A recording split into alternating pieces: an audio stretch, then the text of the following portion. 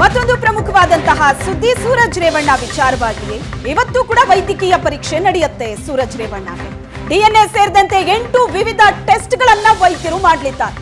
Bowring ಆಸ್ಪತ್ರೆಯಲ್ಲಿ ಸೂರಜ್ಗೆ ವೈದ್ಯಕೀಯ ಪರೀಕ್ಷೆಯನ್ನ ನಡೆಸಲಾಗುತ್ತೆ. ಅಸಹಜ ಲೈಂಗಿಕ ಕ್ರಿಯೆ ಸಂಬಂಧ ವೈದ್ಯಕೀಯ ಪರೀಕ್ಷೆ ನಡೆದಿದೆ. ಈ ಪ್ರಕರಣದಲ್ಲಿ ಮೆಡಿಕಲ್ ರಿಪೋರ್ಟ್ ಹೆಚ್ಚಿನ ಮಹತ್ವ ಪಡ್ಕೊಂಡಿದೆ. ಗಾಯದ ಕಲೆ, ಸ್ವಾಬ್ ಟೆಸ್ಟ್, ಉಗುರಿನ ಸ್ಯಾಂಪಲ್ ಪರೀಕ್ಷೆ ನಡೆಸಲಾಗುತ್ತೆ. ಮಹತ್ವ ಪಡ್ಕೊಂಡಿದೆ ಈ ವೈದ್ಯಕೀಯ ಪರೀಕ್ಷೆ. ಈ ಪ್ರಕರಣದಲ್ಲಿ ಲೈಂಗಿಕ ಸಾಮರ್ಥ್ಯ ಪರೀಕ್ಷೆ ರಿಪೋರ್ಟ್ ಅನ್ನ ಪಡೆದು ಪರಿಶೀಲನೆಯನ್ನ ನಡೆಸಲಿದ್ದಾರೆ ಅಧಿಕಾರಿಗಳು. ಇದೇ ವಿಚಾರಕ್ಕೆ ಸಂಬಂಧಪಟ್ಟ ಹಾಗೆ ಮಾಹಿತಿಯನ್ನ ಕೊಡ್ತಾರೆ ನಮ್ಮ ಪ್ರತಿನಿಧಿ ವಿದ್ಯಾ. ಇದೀಗ ನಮ್ಮ ಜೊತೆ ಫೋನ್ ಸಂಪರ್ಕದಲ್ಲಿದ್ದಾರೆ. ವಿದ್ಯಾ, ಈಗಾಗಲೇ ಅಸಹಜ ಲೈಂಗಿಕ ದೌರ್ಜನ್ಯ ಕೇಸ್ನಲ್ಲಿ ಸೂರಜ್ ರೇವಣ್ಣ ಜೈಲ್ ಸೇರಿದ್ದಾಗಿದೆ. ಇವತ್ತು ಮೆಡಿಕಲ್ ಟೆಸ್ಟ್ ಕೂಡ ಮಾಡಿಸ್ತಾರೆ ಅನ್ನುವಂಥ ಮಾಹಿತಿ. ಎಷ್ಟೊತ್ತಿಗೆ ಆಸ್ಪತ್ರೆಗೆ ಕರೆದುಕೊಂಡು ಹೋಗಲಾಗುತ್ತೆ? ಈ ಒಂದು ಪ್ರಕರಣದಲ್ಲಿ ಈ ಮೆಡಿಕಲ್ ಟೆಸ್ಟ್ ಎಷ್ಟು ಮಹತ್ವ ಪಡೆದುಕೊಳ್ಳುತ್ತೆ?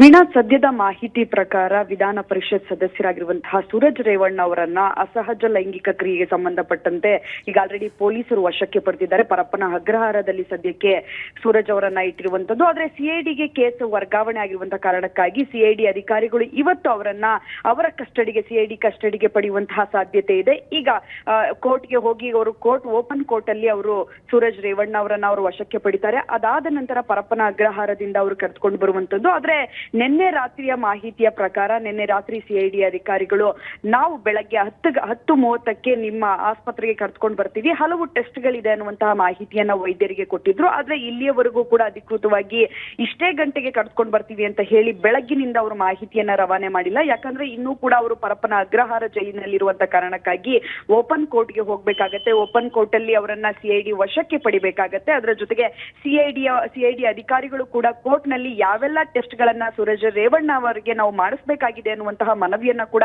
ಕೋರ್ಟ್ ನಲ್ಲಿ ಕೊಡ್ತಾರೆ. ಮನವಿಯನ್ನ ಕೋರ್ಟ್ ನಲ್ಲಿ ಒಂದು ಪುರಸ್ಕಾರವನ್ನ ಮಾಡಿ ಮನವಿಗೆ ಅವ್ರೇನಾದ್ರೂ ಓಕೆ ಅಂದ್ರೆ ಇಂತಹ ಟೆಸ್ಟ್ ಗಳನ್ನ ಮಾಡಿ ಅಂತ ಹೇಳಿದ್ರೆ ಟೆಸ್ಟ್ ಗಳನ್ನ ಮಾಡೋದಕ್ಕೂ ಕೂಡ ತಯಾರಿ ನಡೆಸಿಕೊಂಡಿರುವಂತದ್ದು. ಆದ್ರೆ ವೈದ್ಯರ ಮಾಹಿತಿ ಪ್ರಕಾರ 8 ಟೆಸ್ಟ್ ಗಳನ್ನ ಮಾಡೋದಕ್ಕೆ ನಿನ್ನೆ ರಾತ್ರಿ ಮನವಿಯನ್ನ ಸಲ್ಲಿಸಿದ್ರು. ಆ 8 ಟೆಸ್ಟ್ ಗಳಿಗೂ ಕೂಡ ಈಗ ಆಲ್ರೆಡಿ ಎಲ್ಲ ರೀತಿಯ ಸಕಲ ಸಿದ್ಧತೆಯನ್ನ ಮಾಡ್ಕೊಂಡಿದ್ದಾರೆ. ವೀಣಾ, ಎಸ್, ಥ್ಯಾಂಕ್ ಯು ವಿದ್ಯಾ, ನಿಮ್ಮೆಲ್ಲ ಡೀಟೇಲ್ಸ್.